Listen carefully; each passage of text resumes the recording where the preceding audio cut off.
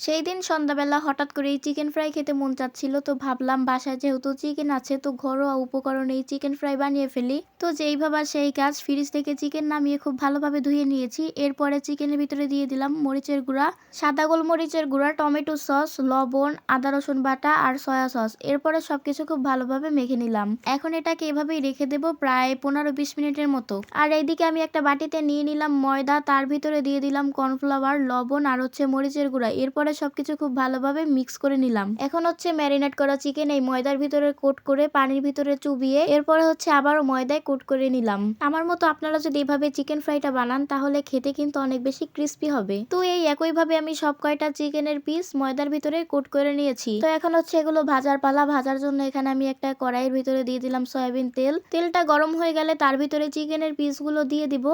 এখানে আমি সব চিকেন কিন্তু একসাথে ভাজছি না, অল্প অল্প করে ভেজে নিব।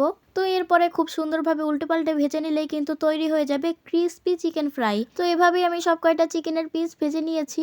চিকেন ফ্রাইগুলো দেখেই খুব ইয়াম্মি লাগতেছে। তো এই ছিল আজকের ভিডিওটা কেমন লেগেছে অবশ্যই কমেন্ট করে জানাবেন। ভিডিওটা ভালো লাগলে লাইক কমেন্ট শেয়ার করে পাশে থাকবেন। Thanks for watching. আল্লাহ হাফেজ।